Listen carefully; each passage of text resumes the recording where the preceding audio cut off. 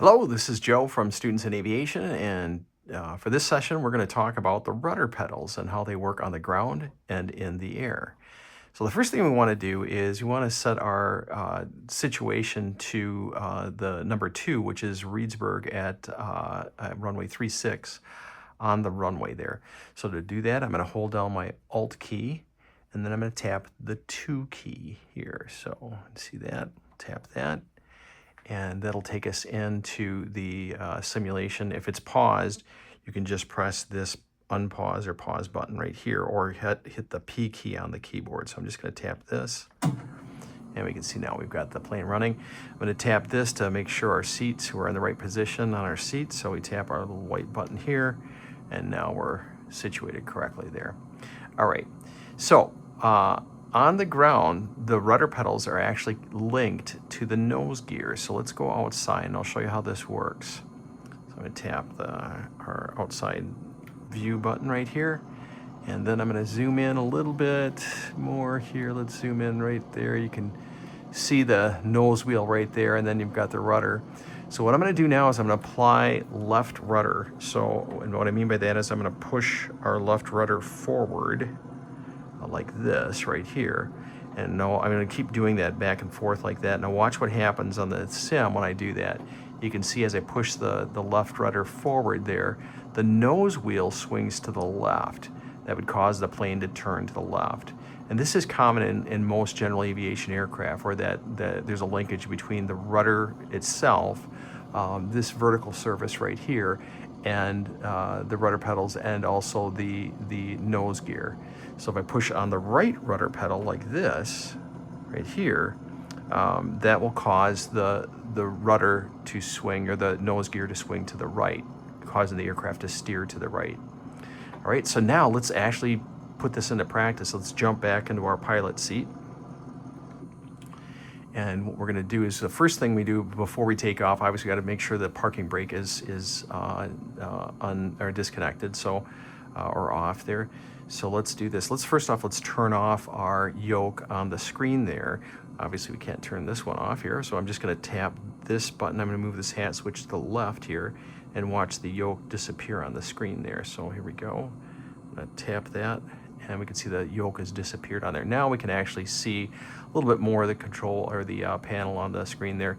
The other thing we need to do is to look down. So to look down, I'm going to press this hat button down. So we click on this, and you can see our view now has shifted down. This right here is the parking brake. And normally how it works in real life is you pull it back and then swing it up and then let it go in. That disables the parking brake. Right now it's enabled, so the plane, even if I apply full power here, the plane isn't going to move anywhere. It's just going to stay put right there. To turn the parking brake off, we tap this button right here. And now we can see when we look up there, the parking brake is stowed back in here. It's just about not even visible right here, but that's it. It's just basically cranked up and turned in there. So that's what it looks like in a real aircraft. All right, so now let's jump back into the pilot seat. So we tap this right here, and now I'm just going to start taxiing, just so you can see how the rudder pedals work. So let's go ahead and give it, actually what I'm going to do here is just lower our view there. Now in the simulator, the virtual rudder pedals are right here.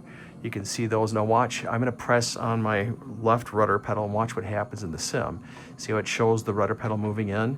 And the same thing, I'm going to push my real right rudder pedal. I'm going to push that in, and you can see how it moves on the sim as well. It's kind of dark in there, but you get the idea of how that works. They basically do the same thing. One is virtual and one is physical there.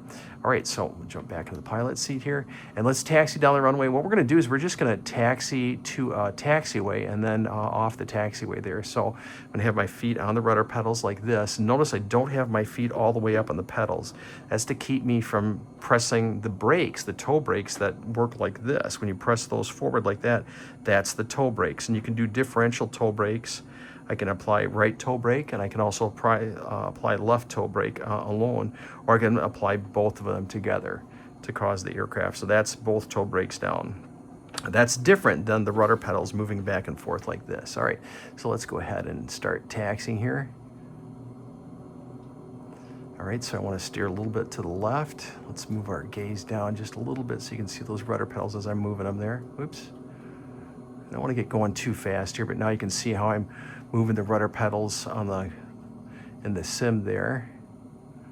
And we want to turn right here, so I'm going to slow down a little bit and apply maybe a little bit of brake here.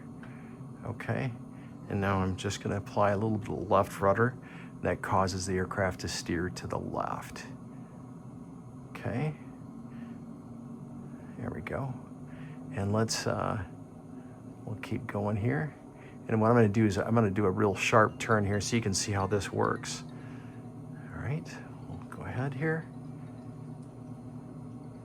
And let's turn around right here. So in order to do a really sharp turn, we actually have to use full right rudder and then apply right brake here. So, and I was able to do that by, I'll just pause it here for a second. So I push the right rudder all the way down or forward like this, and then I also apply right brake there. And that causes the aircraft to spin around really fast because you're locking that one brake there. So again, rudder forward for a sharp turn, and then for a really sharp turn, push that toe brake down like this, right here, like that. Okay, so that's how the rudders work on the ground. So let's actually get in the air. So this time I'm going to go back to our default simulation, which is Alt-1. Okay, and this will be on approach at Baraboo, but we're just going to fly around. So again, I want to just tap my white button to get us into the pilot seat here, a little bit higher there. You can see the cowling there. All right, so now in flight, when we use the rudder pedals, we use them sometimes for what we call forward slips. So let's say I'm flying into Baraboo here and I need to get down really fast. I'm really fast, let's say, and really high. I need to get down fast. So what we're going to do is we're going to do what's called a forward slip. And to do that, we have to apply we'll apply either full right or left rudder. So I'm going to apply full right rudder in this case. I'm bringing my throttle all the way back, and I'm really going to lose a lot of altitude here. So you can see what I'm doing here is I've got full right rudder in there, and I'm just adjusting my aileron to keep us in line with the runway. So we're actually trying to get that aircraft down as quickly as possible. And this is a great way to use the fuselage itself as a kind of a speed brake there. That's one way to use the rudder pedals. And I'm not going to do a landing here. I'm just going to continue on here, so we'll keep going. So the other way that we use rudder pedals would be for coordinating our turns. Obviously, that's probably the most commonly used use of the rudder pedals in the air. So what I'm going to do here, I'm just going to do a nice gentle turn to the left. And when we do that turn, I'm just going to cause the aircraft to go into a slight bank here. I'm going to apply just a little bit of rudder, left rudder, to coordinate the turn. And I'm looking at this little ball here. It's called an inclinometer. That tells us the quality of our turn. If I do a turn right off the bat, you can see how that ball kind of leans in to the left there. That's a poor quality turn. So what we want to do is we want to do a nice quality turn. I want to keep that ball centered in there, and to do that, we need to use our rudder pedals. So again, what I'm going to do here is a kind of a combination of banking and pulling back a little bit on the yoke, and then and applying a little bit of left rudder as we go into the turn. So here we go, and applying a little bit of left rudder there. There it is, right there, and I'm swinging a little bit out there. There we go.